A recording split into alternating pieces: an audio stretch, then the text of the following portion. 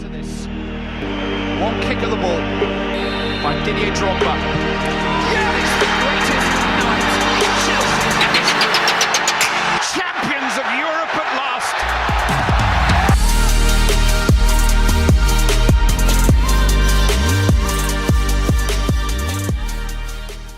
All right, guys, welcome back to the Blue Stand. Look, it's been a while, but we'll cut all that introduction bit out of the way. I mean, I'm not here to explain to you why we've been away and whatnot. We're here.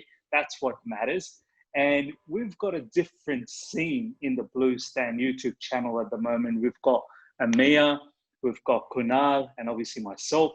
And hopefully we'll be able to bring you just friendly conversations, really. We're planning to be here twice a week with news, with different topics and whatnot. So today, what we want to talk about is players that we want out from Chelsea, players that we don't want to see next season in our club.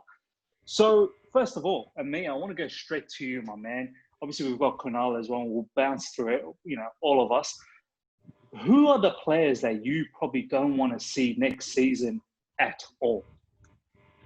Well, where do I start, mate? It's going to be a long list, isn't it? But I think we could kick things off from the goalkeeper itself. I think Kepa Arrizabalaga. We've been huge backers of him, haven't we? Both of us. We've taken quite a lot of stick on social media for sticking our neck out for him. But yeah, I don't think he's repaid that faith. In fact, he's been awful, and I think his time at Chelsea Football Club could be coming to an end.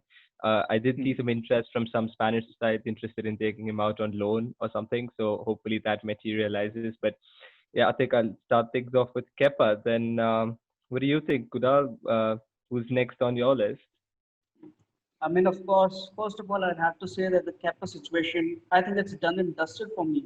I was amongst the first guys at the start of the season and who was suddenly appreciating. You were. Yeah, I didn't appreciate his exploits in the first season as well. Even when people were, thinking that, oh my God, he has such an amazing season. I thought he was quite all right and nothing out of the ordinary. He was just a good goalkeeper, but he was not a world record breaking sort of a goalkeeper. And of course, this season we have seen that his passing abilities, which was, as we remember, the first and major thing we signed him for. I think he has looked underwhelming in that regard as well. His shot stopping, it's almost as if the goalkeeper might not be there as well. So, Kepa, I know players seem to be hounded out for just a couple of bad results and whatnot, but when you have a simple size of 60 odd games and even more than that, I think that sort of a collection group of performances should be considered enough to suggest that the player perhaps is not going to repay the faith that has been invested or the finances for that regard. So according to transfer mark, his evaluation has been halved in a matter of 2 years. He fails to perform on the eye test, the litmus test, that is the eye test, and the stats. The less said about them, the better. So on all the front, I think Kepa has to be the first guy that I'd like to see Chelsea improve upon, and I can securely say that even if it was not Kepa, and absolutely just about any other keeper in the league, and there are 19 of them to choose from, Chelsea would have secured the top 4 place. It wouldn't be an overstatement to say that. Chelsea would have secured the 4th place way before than it actually did. So yeah, Spot on. Anyone you want to, another person you want to add to obviously Ameya's set about? I think Rudiger has to be the one as well because when we see the centre back options that we have, the guys Rudiger, Christensen, you see that each one of them has at least one area or one aspect in which they excel. So Christensen, we know for his passing ability. Zuma is an absolute beast of him in his frame and his tackling ability and his heading ability.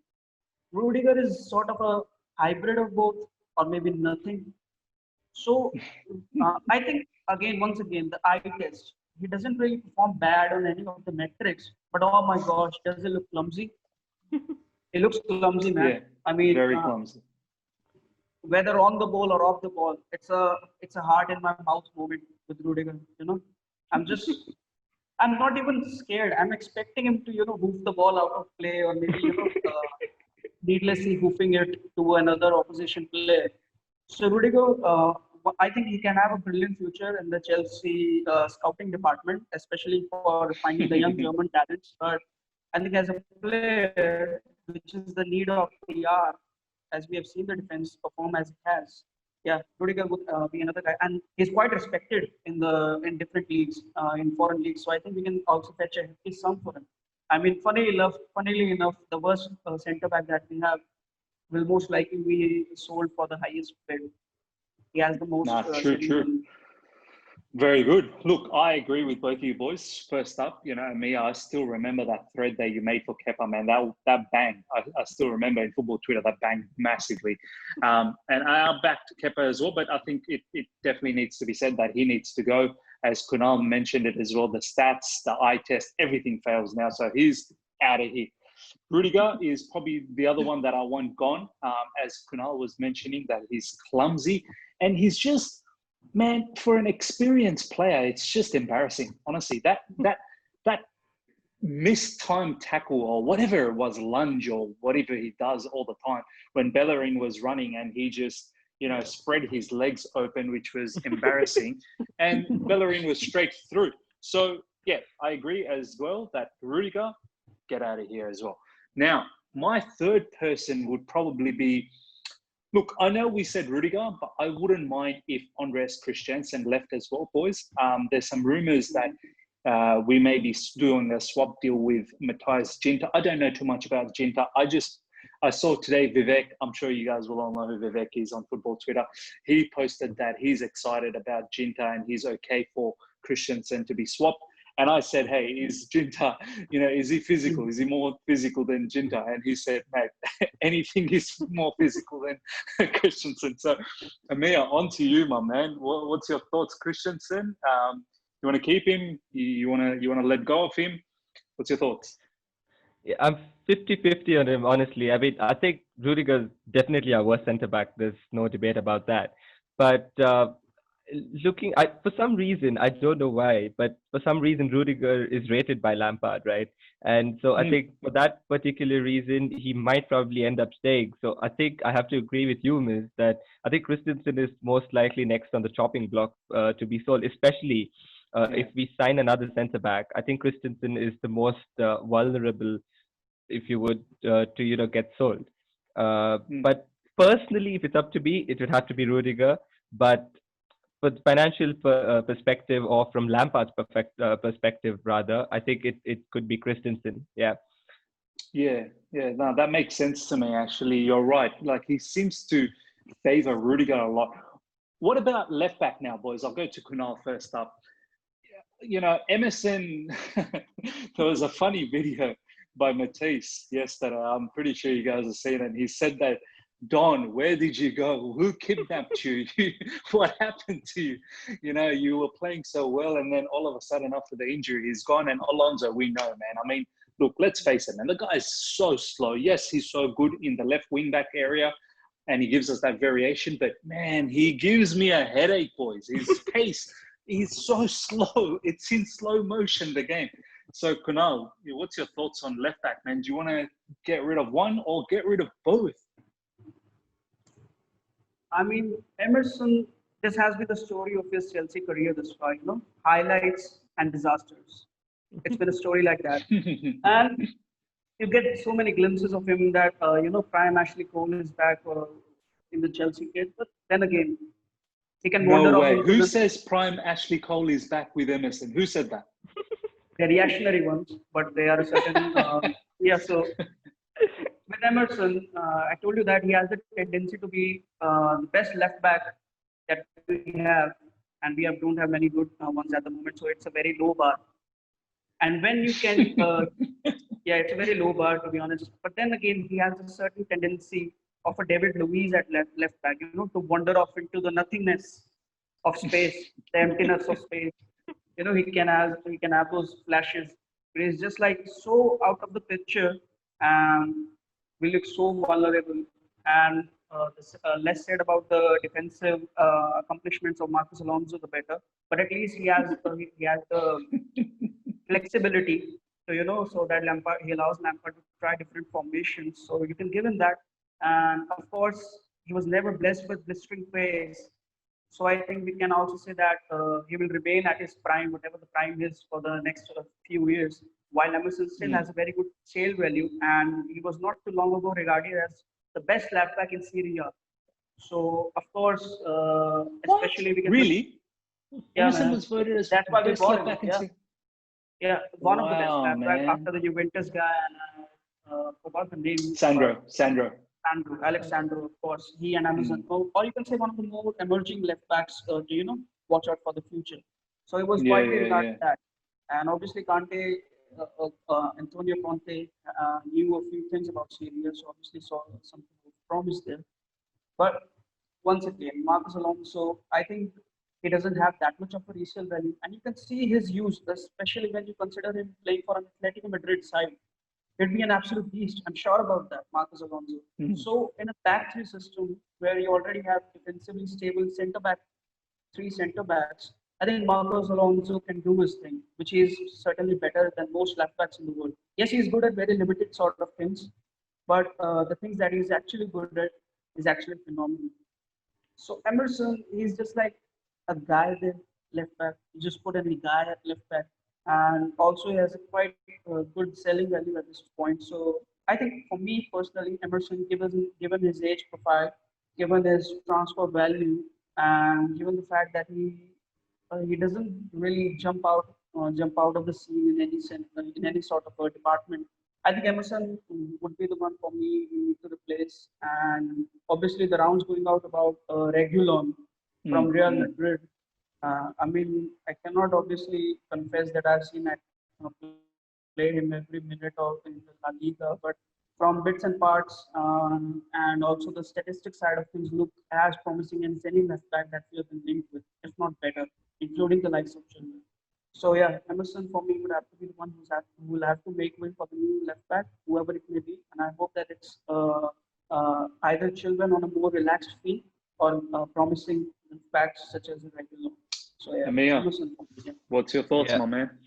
I think I agree with Kunal there. Emerson was fantastic, I think, before his injury. And I think even when he was at Roma, I think he got a knee injury or something that kept him out for a very long period of time, which hampered his development. But I think prior to that, he was a very highly rated prospect. At Chelsea as well, at the beginning of the season, he was statistically the best left back in the league right before his injury. Despite us losing 4-0 to Manchester United and whatnot, he still hadn't even been dribbled past once, which is excellent for a fullback. I think it's very commendable.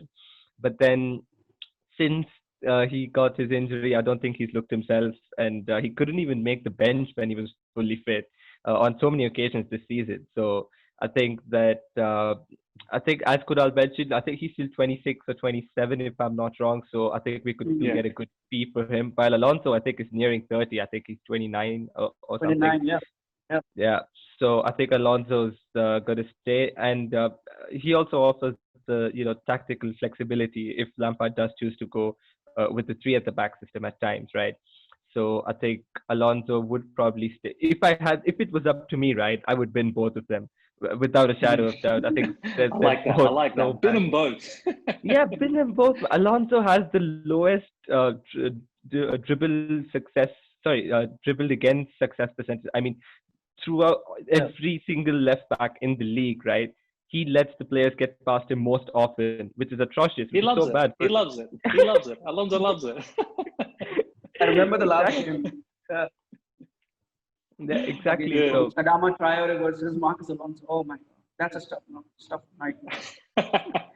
Exactly. So if it were up to me, I'd win them both. But I think for me, it would have to be Emerson for now, and side someone like Regulion or Telles or Tagliafico. I'm a huge fan of Tagliafico. I think he would fit in well with in our system and provide good balance with Reece being able to drive forward with his dynamic runs, right?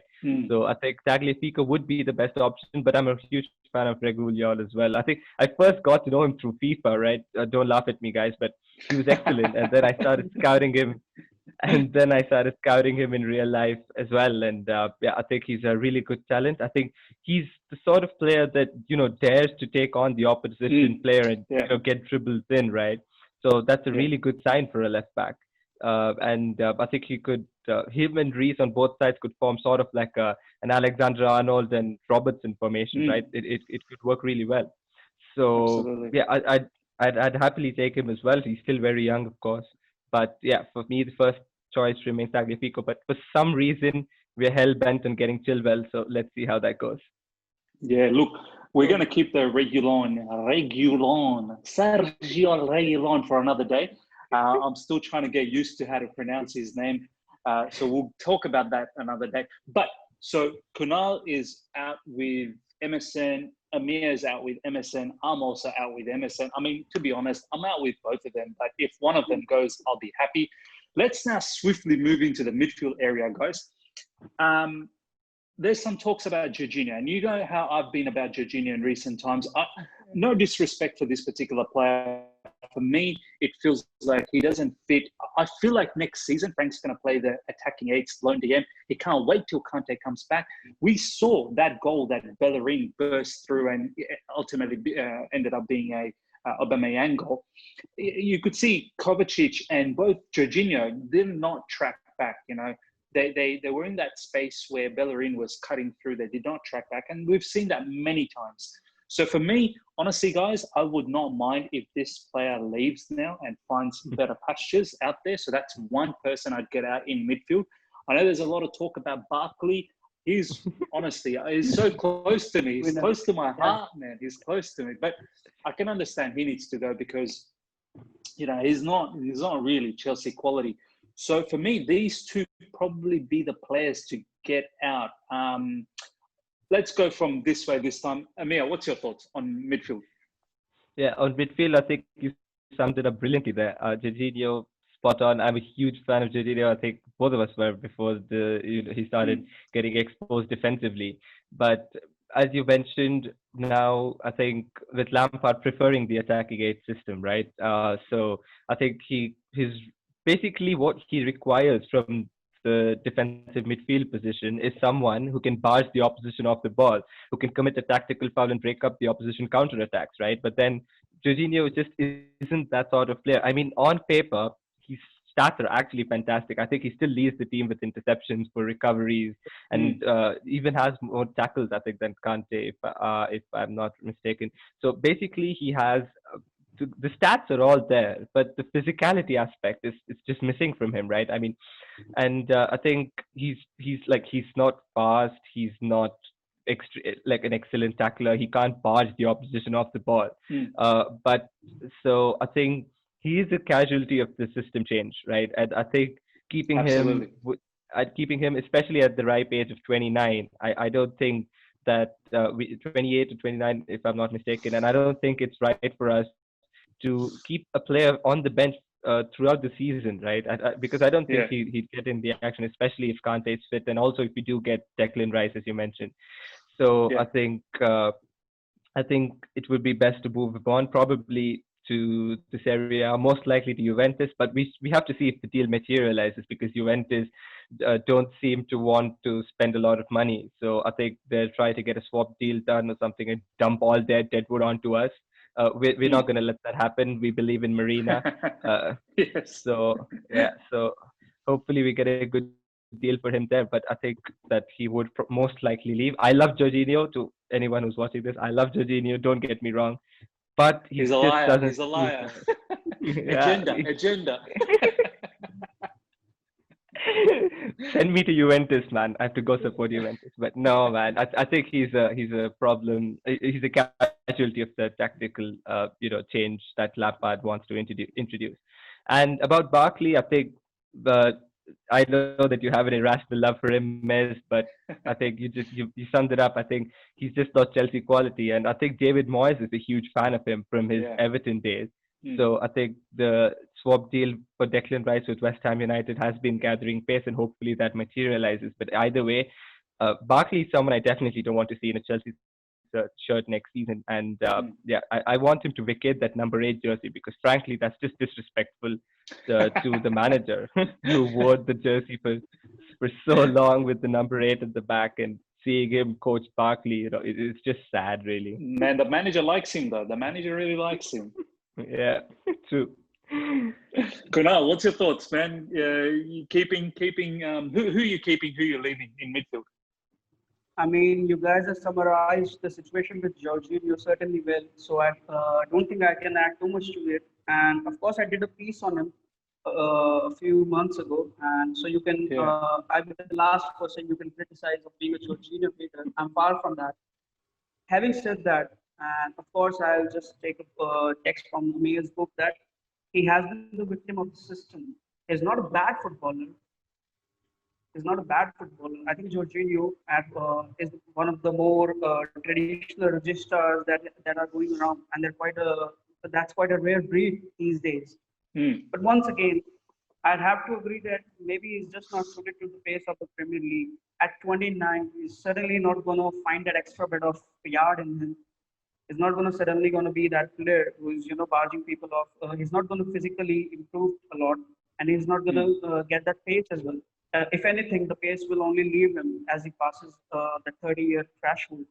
So again, a proper DM, if you need to accommodate a player like Kai Havertz, would of course be expecting regular game time, and the plan seems to be to accommodate him in the attacking 8 role. And the guy next to him would either be Mason Mount or Kovacic for that matter. So you definitely need some defensive reassurance. Jorginho is a walking yellow card. Jorginho is a walking yellow card. He's a walking yellow card. Man, like you see the guys who are the absolute undisputed champions of tactical fouling is Fernandinho and even Espilicueta. They'll just be so subtle with their fouls, and they can obviously kill a counter attack without even the referee knowing that there was an opportunity for a counter attack. Jorginho, he makes a simple foul look cynical because of his all holding the player and trying to hug him or asking for a t-shirt. And that's just a recipe for getting booked, man. What are you doing? So Jorginho, and about his connection with the Sarri system and the teams in Syria, and the pace is obviously a little more relaxed, and the game is a little bit more open in certain other leagues. So Jorginho, I think, will have a very long future, and he can offer a longevity in Syria and even La Liga for that matter. And obviously, again, one of those guys similar to Emerson, who is quite respected in the Italian league, who has quite a following there. So again, once again, would we can acquire a lot of fee for him as well. Probably in the ballpark of 40 odd million or something, and we do the Marina Masterclass as we have for quite a past few. She sold Morata for 50 odd million. I think I'll have to agree here, basically, with the case with Jorginho. I think the days are gone when Lampard is just trying to accommodate a register for the sake of it and trying to replicate what Sarri was doing. I think Lampard wants to be his own man, and for that he has chosen the vintage Chelsea formula of having 2 8s and a lone DM. So obviously Kante will accommodate that Makalele role as the position as being known in Chelsea. The second player, I think Barkley is a serviceable player. He fills in so many roles, and it does a good job. Obviously not Chelsea quality maybe, but then again, you want players to sit on the bench and when called upon they can do a job. With that said, I think this will be controversial, but I think I want to wait for a while. But I think the past few months, the wheels seem to be falling off, or the cracks have started to show in the marble. That is Kante. In his days at Leicester, or the first season at Chelsea, where he was the part of a title-winning team, Kante was a player who basically played 1 game a week. Maybe, who knows, he's just a one game a week sort of a player. Because we know that the injuries that have been reoccurring, have been due to the fact that he's been played at least twice a week or near about in that frequency. So, and the style in which Conte plays, it's an all-action midfield sort of a role. Yeah, and this is the reason why we're going for, I guess, Declan Rice. You know, there's all these Yeah, man. rumors about So Declan who knows? Rice. Maybe this Kante is made for that sort of a role, where he plays once a Yeah, game. I would not. I still wouldn't get rid of Kante though. To be honest, I think he's very very If we were to buy extremely Declan Rice, useful. if we were to buy Declan Rice, that's I think I feel like Kante is probably going to be managed properly next season. Probably not going to play week in week out. He'll play, yeah, but that's why you get Declan Rice, who can be a good backup. So are you sort of suggesting that maybe you'd get rid of Kante, or not getting rid of Kante. I'll want him to play for a better team, like a Real Madrid, and I wouldn't get rid of him. And for that, maybe Better we can get a very hefty sum for him, which we likely will. So I just want Kante to be happy in his final years and winning major trophies and getting a taste of other leagues, And then he's happy in Chelsea, all right? He's happy in Chelsea. I'm happy with him. I wouldn't complain if he was to stay. And obviously, I would love for the story to turn around. I would love for him to suddenly get back into full fitness. And when in full fitness, he's probably the only world-class player that we have in our ranks, and it would be a risk to let him go. And especially when the defense has been as it has been for the past couple of seasons. So yeah, I mean, just an outside shout, We cannot just yeah, fair enough. Fair enough, man. Cannot just, just to make it a bit a bit controversial, so that we can all get the bashing from the rest of the fans. No, you can link all of them to my account. Now let's move on to. So I guess we can sort of say that Jorginho is definitely, from all of us, he's got to go. Barkley was 2-1. Kante, bit of an outside shot from Kunal, so we'll let that one slide. Now let's move towards the forward pack, boys. For me, honestly, look, Willian and Pedro, they're going, so let's not even talk about them. Batshuayi, the guy is just disappeared. He's nowhere to be seen. He's just dust particles now, so he's got to go. Besides that, I can't really think of any other ones. Ameya, what's your thoughts in the forward pack? Yeah, I think you said it perfectly. I think Willian would have been my pick. That one player who I definitely did not want to see wearing the Chelsea kit anymore. Sorry if I'm being harsh, but he's been a good servant. I think for 7 or 8 years, if I'm not wrong. Yeah, but I think about 7 years.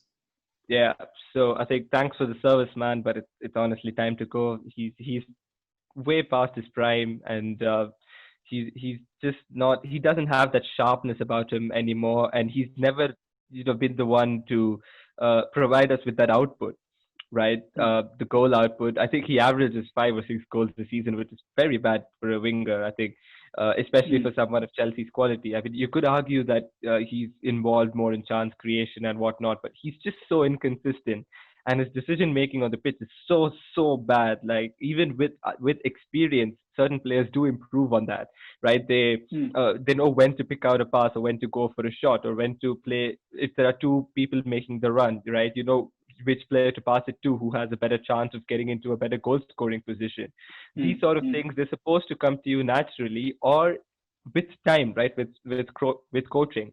But I think he's past that, right? He's 32 now, and that's honestly past to speak for a winger, and he's still not improving. So Willian would have been my number 1 pick to leave.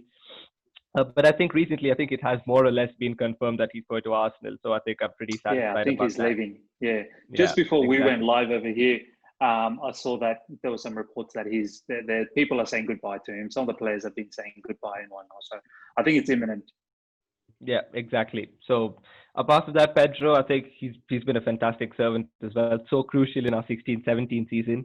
But yeah, I think it's time for him to leave as well. He's such a good professional, but yeah, I think it's time for him to leave as well.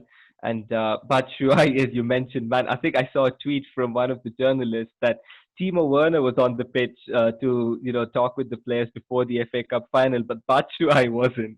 Right, he wasn't even on the pitch. That's jokes. Exactly, that is so sad. I mean, it's sad from his perspective, right? Because he's technically still a Chelsea player, and a player who's not even played a single minute of football for Chelsea, right? Who's landed in London who landed in London on the day of the FA Cup final, right? He landed that Yeah. day, and he's more involved with the squad than he is. So Oh, I think that's just sad. So I think he's gonna definitely leave. But apart from that, there's no way Pulisic is gonna leave. I've got his name no, on the no back way. as well. Yeah, and then there's Hudson-Odoi could be an interesting situation. I'm talking about a loan, of course. Obviously, not selling him permanently, but a loan Yeah. could be on the cards, especially if our move for Ben Rama goes through. We've got to see about that. But yeah, I think I'm pretty content with Tammy. Giroud, of course, has been excellent, and Yeah. Werner and Ziyech could provide good competition for them. So I think Willian, Pedro, and Batshuayi would be my three picks that I don't want to see in a Chelsea kit next season. Yeah. Kunal, your thoughts. I mean, obviously, Willian and Pedro, they're gone. I mean, Pedro's gone to Roma, Willian's imminent. Any other people that you'd get rid of? Obviously, the main suspect is Batshuayi. I mean, at the start of the season, my guess would have been Giroud for that, But obviously, the way he has come out of come out of all guns blazing when we needed him the most. I mean, Giroud has been a major contributor towards us making the top four. So I think the way he plays as well, maybe he could just continue with doing this thing when he's 35, 36 years old, who knows? Because Giroud was never blessed with pace. He likes to bring others into the game, and that sort of a player, well, they are late bloomers. These sort of players like Dzeko in Roma, these sort of players, they are late bloomers, and with Giroud, obviously, we have a lot to thank him for. Having said that, Batshuayi, now when you see Pericek more in the cameras at Stamford Bridge than than the supposed forward that we have. I mean, obviously, once again, my allegiance with Michy Batshuayi, the West Brom game, the Ajax game. There have been. Yeah, you like Batshuayi. Yeah, I remember. Man, you like Batshuayi. You got that irrational love for him. I know that. I suppose we all have those sort of taste in players. You have that with Barkley. Oh. Michy Batshuayi, the stats prior to this season, they seemed so promising, and he was coming into the right age profile as well for a forward. He was entering his peak years. But once again, the stats is one thing, but what about the facts? The facts and the fact of the matter is, once again, I have to confess that he's just not Chelsea quality. Of course, he hasn't been given that much of chances, but when he has been, tasked with leading the line for Chelsea, we've seen him with so many chances, man. And of course, like if he isn't scoring goals, he's the Lingard of the team. He wouldn't do anything else. At least certain players like Giroud, if they're not scoring goals, you can at least you can believe that they'll put in their weight at least defensively or in a combination with the adjacent wingers. Michy Batshuayi is just a vintage sort of a centre forward. But unfortunately, the game has gone past that. You want your forward to be able to do a lot more things than just goal scoring. But if you have, say a forward who is just scoring goals for fun, that's all right. You don't want him to pass around a lot. So certain players like Icardi or Jamie Vardy do that. They average around 10 to 15 passes a game, but they are pure goal scorers. They are absolute beasts when it comes to the penalty box. They're the poachers. Michy Batshuayi is like, I think he himself is checked out as well mentally. You see him playing whenever you do. That's very rare. But when you see him even playing or sitting on the bench, you just don't get the vibe that he himself believes that he's going to be trusted with leading the line anymore. So when the player has mentally checked out and he has 1 year left on his contract, so you better just why not just spend some money for that and just wish for him to make it work in some other country. Still has a lot to offer. He still has his best year ahead of him. Yeah. So Michy Batshuayi. Pedro, well, thanks for all the beautiful memories, man. And you've been a wonderful servant, and you will be counted as a modern legend, having won all the trophies that were available to you. So Pedro leaves as an instant.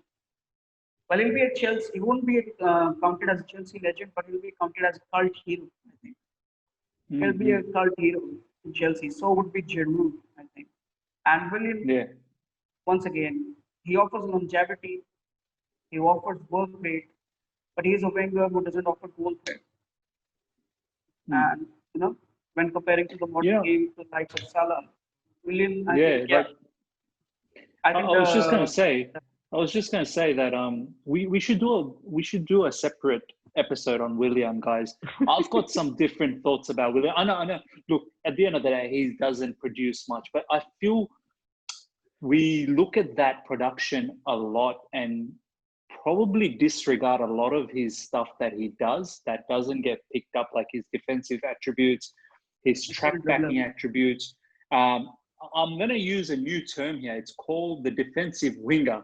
I think he's more of a defensive winger, to be honest. Like you've got the defensive striker with Firmino. Now you have a defensive winger with Willian, but we'll leave it for another day. I think it'll be a good episode to talk about not just his production, but other values that Willian brings. That there's a reason why this guy gets picked by all the managers in Chelsea, and I think we need to dig deep into this. But guys, I think let's wrap this up. I think overall we can agree that we want to get rid of Kepa. We want to get rid of either Rudiger or Christensen. Most likely Rudiger. We can probably keep Christensen. But we've also agreed that, Rudiger is very much favoured with Frank Lampard. So maybe Christensen goes. The conundrum, honestly. Now, then we have in the left back, we'll probably want to get rid of Emerson, Alonso with the variation, even though I would bin both of them.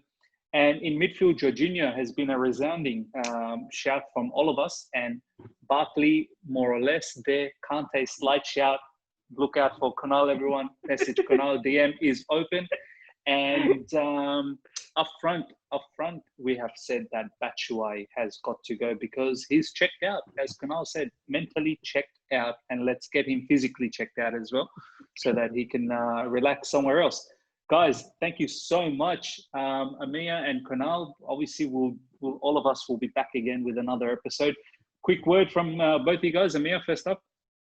Yeah, it was great talking to you guys, man. And we did cover up a lot of the players which we wouldn't like to see next season in the Chelsea kit. And getting the deadwood out, which has been accumulated over the past lot of seasons, actually, is a more important task than actually signing new players to fill up those roles. So I think it was a good chat, boys, and hopefully we could see none of them playing for Chelsea next season, so that we could, begin our pursuit of greatness once again and become the club that everyone feared in Europe.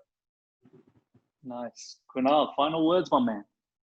Yeah, bro, I just wanted to, lend my appreciation to both of you for giving me this wonderful opportunity and be heard as a Chelsea fan. Obviously, you don't get bro. You're now the member. You're gonna be here always. Don't worry. No, member. Yeah, because the place where we come from, and our opinions are disregarded quite often. Because support your local, and we don't watch that many games. I watch every single minute of. I'm a guy who doesn't have anything else to do. Wake up at 2 a.m. and we watch Burnley versus Southampton or whatever. So don't talk to me. Don't come to me talking about you don't know football or stuff.